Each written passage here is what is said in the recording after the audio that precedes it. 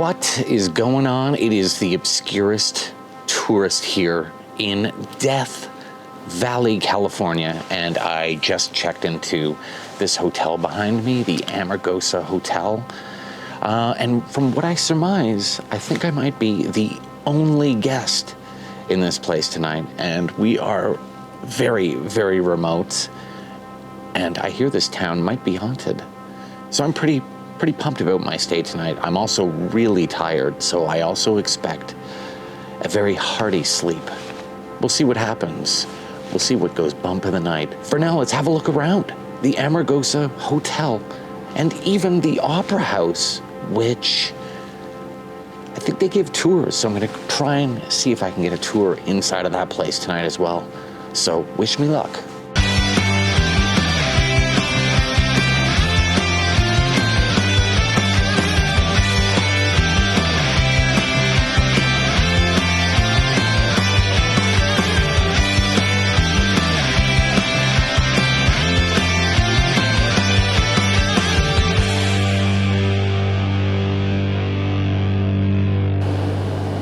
Absolutely love the little walkways out here. Has a very Mexican vibe. Very cool. So I arrived just in time to go on the last tour of the Amargosa Opera House. Really excited about this. Let's go on inside. Wow, this is amazing. There is something truly special about this space, just breathtaking and beautiful. So to give you some history, this colonial revival architectural style adobe theater and the hotel itself was built between 1923 and 1925. Originally called Corkhill Hall, an artist named Marta Beckett rented the recreation hall in 1967. Where she began repairs, created the sets, and hand-painted the murals on the adobe walls. She renamed it Amargosa, the original name of the former mining town that was here. The murals were painted as a way for her to always feel there was an audience watching her perform, even if the opera house itself was empty. It's an interesting aside to note that journalists from National Geographic discovered Beckett doing a performance here without an audience, and their profile on her and this place led to an international interest, which in turn led to her performing to visitors from all around the world. You can see that Beckett was very fond of cats, as am I, as she's hidden many cats within these murals around the room, and even in the hotel itself if you look close enough. The Amargosa Opera House was listed in the National Register of Historic Places on December 10, 1981. Now, it's interesting to note the original seating here consisted of simple garden chairs, of all things, until in 1983 when the Opera House bought 120 theater seats, these very seats, from the Boulder City Theater in Boulder City, Nevada, to replace them. This chair right here at the front with the dress hanging over it was actually the preferred seat for Marta Beckett, and this dress was an original from her collection.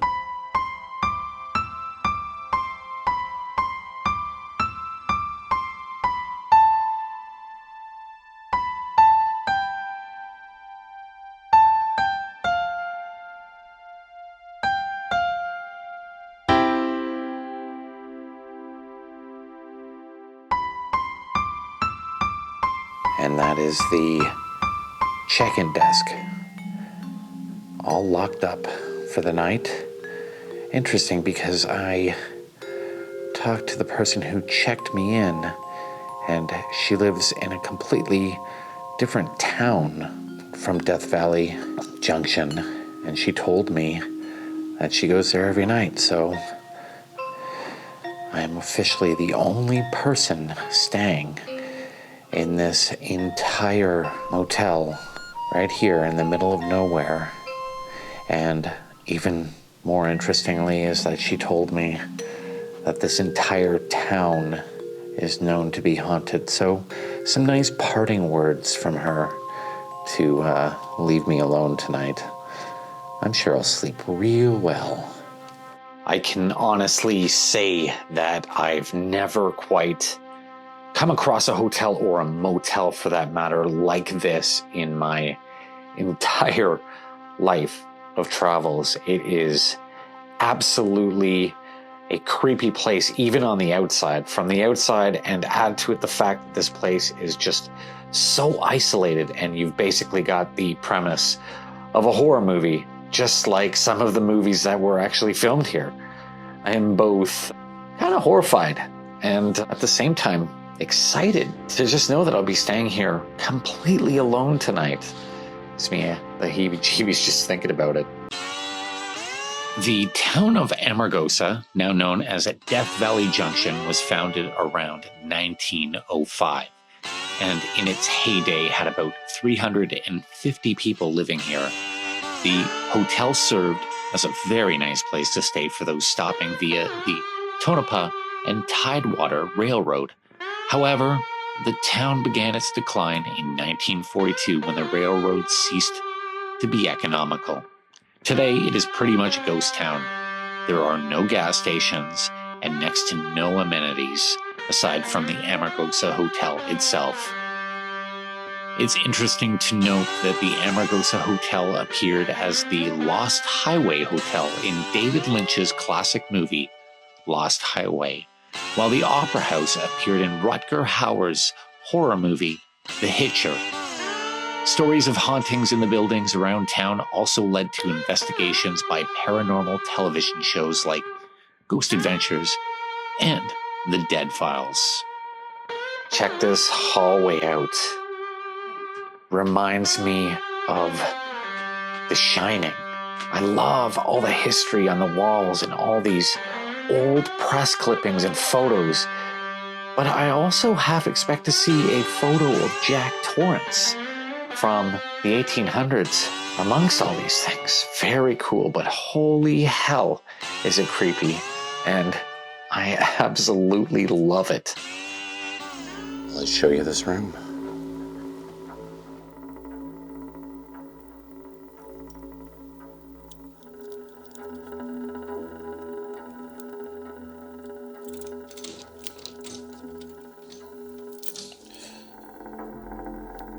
Old school key, gotta love that.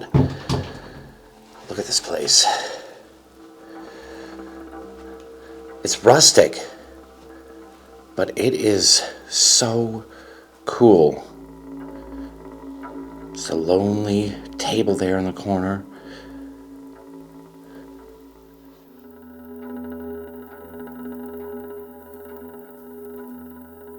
No television, none whatsoever. I can't remember the last time I stayed in a hotel room without a television. I don't know, something comforting about that in a weird way. You can see all the construction here is completely original. I'm sure some repairs have been done over the years, but you can see the adobe walls all cracking near the base on the floors there where it meets the carpet.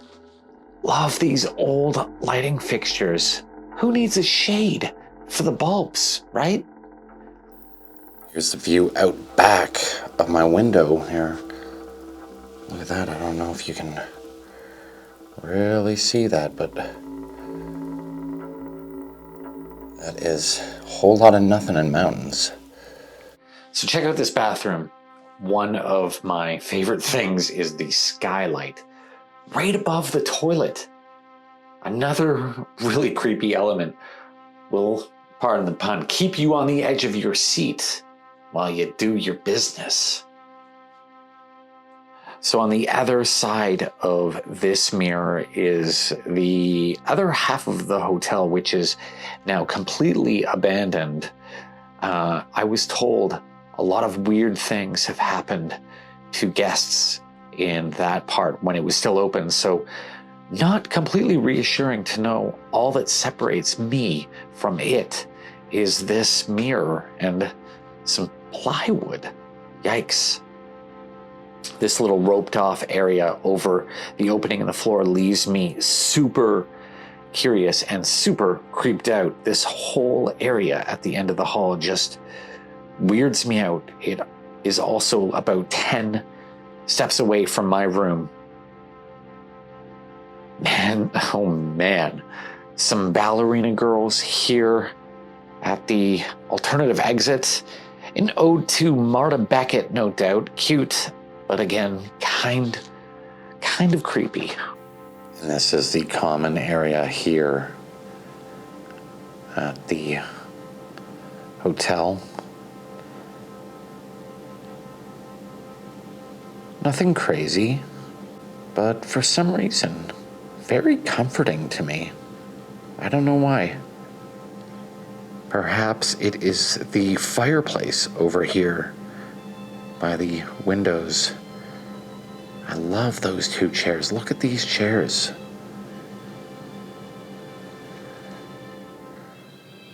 Wrought iron hearts. I like the details. And all of the paintings here at the hotel on the walls are done. Were painted by Marta Beckett. And they're pretty amazing, actually. They feel very realistic. And Miss Beckett was quite the pianist. And I would only assume here that this piano perhaps belonged to her, or it's here as a tribute to her. Another of her paintings over here on the back wall of the common room, and an old desk just sitting there. Looks out of sorts, but actually kind of makes sense at the same time. And Marta Beckett was said to have owned 46 cats throughout her lifetime. And these are no doubt a tribute to her love for our feline friends. Some cherubic faces above the windows here. And I love this, almost has a fresco kind of look to it, like classical Italian or something, because the painting, the walls have started to crack through the pigment of the paint. Check this guy out, just hanging around.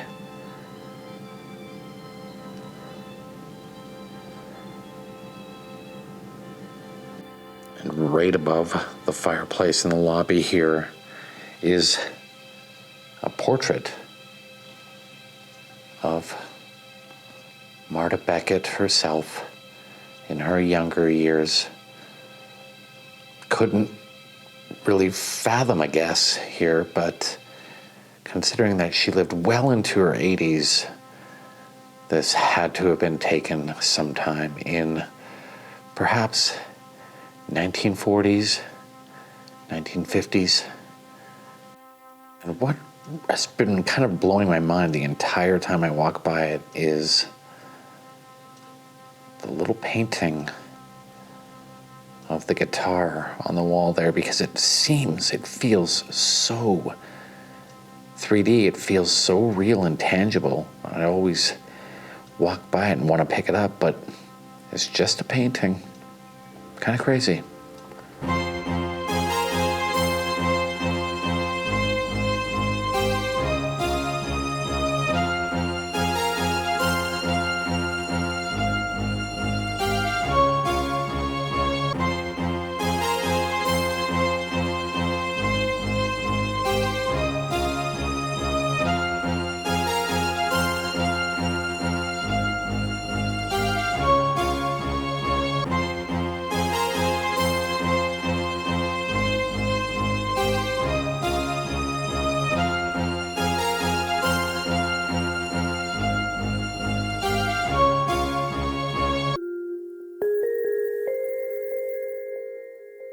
Well, that is it for me here at the Amargosa Hotel and Opera House here in Death Valley Junction, California.